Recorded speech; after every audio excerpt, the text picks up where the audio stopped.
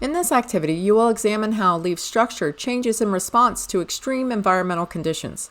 So far, you have studied mesophytic leaves, those adapted to moderate environments. Now you will compare these with xerophytic leaves, adapted for dry conditions, and hydrophytic leaves, adapted for aquatic environments. By comparing cross-sections of oleander and water lily to a typical eudicot leaf, you will see how plants modify the same basic tissues to conserve water or facilitate gas exchange in very different habitats. Plants face very different challenges depending on their environment, and leaf anatomy reflects those challenges.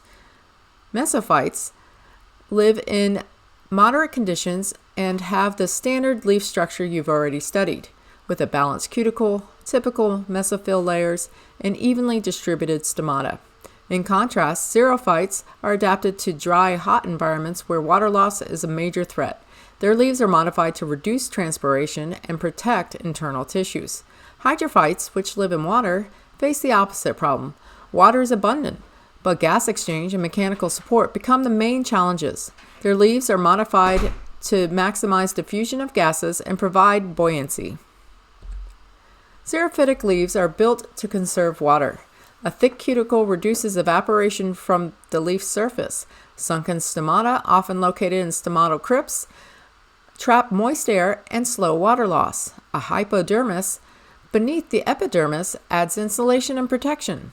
Densely packed palisade cells reduce internal air spaces, limiting evaporation. Together, these features minimize transpiration while still allowing photosynthesis to occur. Hydrophytic leaves are adapted for life in water. Because dehydration is not a concern, the cuticle is thin. Large interconnected air spaces, parenchyma, provide buoyancy and allow oxygen to diffuse to submerged tissues. Stomata are concentrated on the upper epidermis, where they can access air. Mechanical tissues are reduced, but astrosclerids help maintain leaf shape and prevent collapse. These features allow aquatic leaves to float, exchange gases efficiently, and remain structurally stable. Before beginning your observations, pause and consider this question. Why do leaves in extreme environments develop specialized structural adaptations? Think about how desert and aquatic environments challenge plants in very different ways. Water availability, gas exchange, light, and temperature. Record your prediction in your lab notebook. When you observe the nerium, oleander, cross-section, look for several features that reflect adaptation to dry environments. The outer surface of the leaf is covered by a very thick, waxy cuticle. This layer reduces water loss by evaporation and protects the leaf from intense sunlight and heat. Beneath the cuticle, you may notice one or more layers of tightly packed cells. The hypodermis. These cells provide extra protection and reduce water diffusion out of the leaf. The palisade layer is often well developed and may appear in more than one row.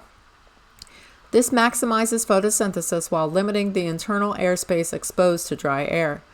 Compared to mesophytes, the spongy mesophyll has smaller and fewer air spaces.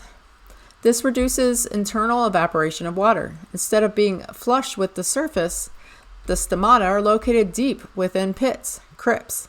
These crypts trap humid air, slowing diffusion of water vapor out of the leaf. Hair-like structures often line the stomatal crypts. They further reduce air movement, maintain humidity around the stomata, and reflect excess light. Veins are surrounded by bundle sheath and supportive tissues that help maintain water transport under drought stress. Now create a detailed labeled drawing of the oleander leaf cross-section in your lab notebook. Label the cuticle, upper and lower epidermis, palisade and spongy mesophyll, hypodermis, and stomatal crypts. Pause the video while you complete your drawing.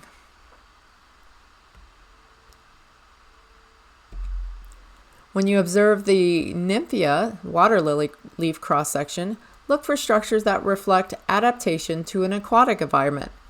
The upper epidermis is the outermost layer on the top surface of the leaf. In floating leaves, most stomata are located here because this surface is exposed to air. The cuticle is usually thin since water loss is not a concern.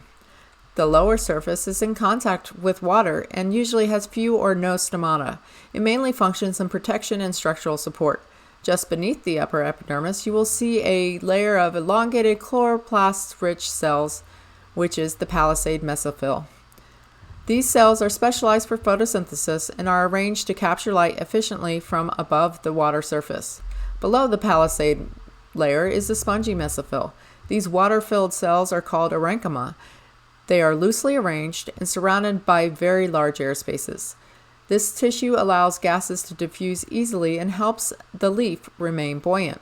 The most striking feature of hydrophyte leaves is the presence of extensive air-filled cavities called lacuna. These spaces store oxygen and carbon dioxide and provide flotation, keeping the leaf at the water surface. Astrosclerids are star-shaped, thick-walled support cells found within the spongy mesophyll and air spaces. They help reinforce the leaf tissue and prevent collapse of the large air chambers. In your lab notebook, draw and label the hydrophyte cross-section. Include the upper and lower epidermis, palisade and spongy mesophyll, airspace and astrosclerids. Focus on the size and abundance of air spaces, the position of stomata, and the star-shaped astrosclerids that provide support in buoyant tissue. Pause and complete your drawing in your lab notebook. Complete the following compare and contrast questions. First, describe two ways in which xerophytic leaves differ from those of mesophytes and how it helps conserve water. For xerophytes, focus on cuticle thickness, stomatal position, and additional protective layers. Next, describe two ways hydrophytic leaves differ from mesophytic leaves and how does it help it adapt to an aquatic environment. For hydrophytes, focus on airspace development, stomatal placement, and mechanical support adaptations. Write your responses in your lab notebook.